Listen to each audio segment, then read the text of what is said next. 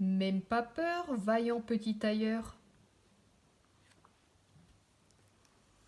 Depuis sa naissance, Chloé est la reine des maladroites. Elle fait tellement de catastrophes sans le vouloir que souvent elle préfère se plonger tranquillement dans un bon livre. Cet après-midi-là, elle commence Le vaillant petit tailleur.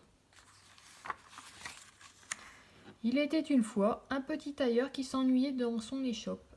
Tous les matins, en piquant l'aiguille, il s'écriait « Ah, si quelque chose pouvait m'arriver !» Le petit tailleur voulait épouser la fille d'un roi, quitter sa vie trop calme et devenir un super-héros. En voyant de grosses mouches voler autour de sa tartine de crème, une idée lui vient. Si je tue 7 mouches d'un coup et que j'écris sur ma ceinture 7 d'un coup, tout le monde imaginera que je suis très habile ou très fort. Je reprendrai confiance et la chance me sourira. Mais en tuer 7 d'un coup, c'est impossible. Mais essaie donc, cornichon, s'écrie Chloé, ne t'avoue pas battu. Chloé se penche alors trop sur son livre. Catastrophe. Son vélo bute sur un caillou et oups, elle tombe dans la page, sans le faire exprès. Chloé atterrit dans l'échoppe et fait tout valdinguer. Irrité, le tailleur saisit un chiffon pour chasser cette intruse. Et vlan, sans le faire exprès, le petit tailleur tue 7 mouches d'un seul coup. Waouh, s'exclame-t-il stupéfait. Mais tu me portes chance, petite fille, reste avec moi. Je suis contente que mes catastrophes soient utiles, répond Chloé, toute contente en s'asseyant. Pile à côté de sa chaise. Patatras, la voilà qui, en chutant, renverse une pile d'assiettes qui fait tomber un balai et brise l'aquarium qui entraîne 1000 pépins. Pour s'excuser, toute penaude, Chloé donne aussitôt sa ceinture au petit tailleur sur laquelle elle écrit 7 d'un coup. Courons ensemble, vaste monde, lui lance le petit tailleur heureux et soudain confiant. Ma foi, pour Chloé, cette aventure est bien excitante. Elle décide de partir avec lui. En chemin, il rencontre un géant grognon. 7 d'un coup, lit-il en pensant que ce petit homme a tué tout seul 7 géants. Tu es très fort, tailleur. Voyons lequel de nous deux a le plus de volonté. Bloquons notre respiration. Si tu reprends ton souffle avant moi, je vous croquerai, toi et ton ami, comme des noisettes. 1, 2 et 3. Le géant prend une grande inspiration, certain que ses gros poumons lui permettront de tenir plus longtemps. Effrayé, le petit tailleur l'imite en espérant qu'un miracle le sauve. Pour échapper au géant, Chloé grimpe à toute allure dans les arbres immenses.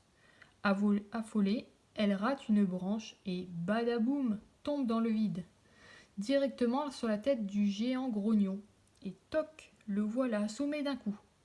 À son réveil, le monstre est si épouvanté d'avoir été frappé sans avoir vu le coup venir qu'il prend la fuite devant un ennemi aussi redoutable.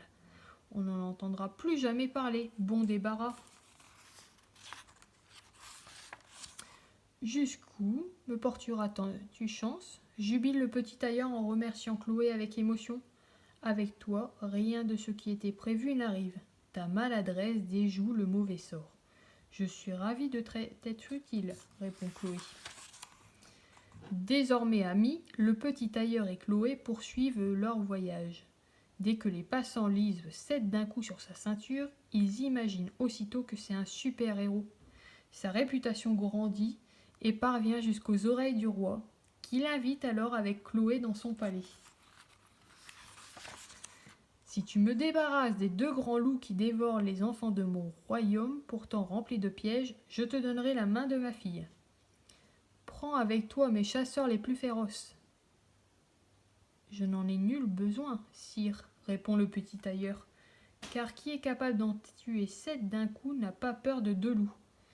Mais tu es dingo, bégayait Chloé, très inquiète. Ces loups vont nous croquer. Jolie Chloé, répond le petit tailleur, tu m'as rendu ma confiance en moi, je jetterai un caillou sur le premier loup qui croira que le second l'a visé. Alors, fâchés, ils se dévoreront entre eux. Mais rien ne se déroule comme prévu. Affamés, les 2 grosses bêtes foncent vers nos amis pour n'en faire qu'une bouchée. Par chance, Chloé se prend les pieds dans un piège du roi et s'envole dans les airs, en attrapant le petit tailleur au passage. Alors bang! Nos deux loups se rentrent dedans, si rudement qu'ils en sont assommés d'un coup. Il n'y a plus qu'à les ramener au roi bien ligotés en les tirant par la queue. Et c'est ainsi que, grâce à la merveilleuse maladresse de Chloé, le petit tailleur épousa la fille du roi pour mener, loin de son échoppe, une vie pleine de fantaisie et d'aventure.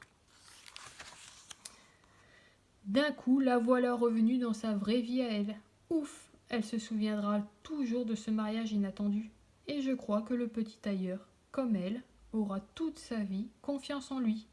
Bravo les maladroites, elles font avancer les choses, même sans le faire exprès.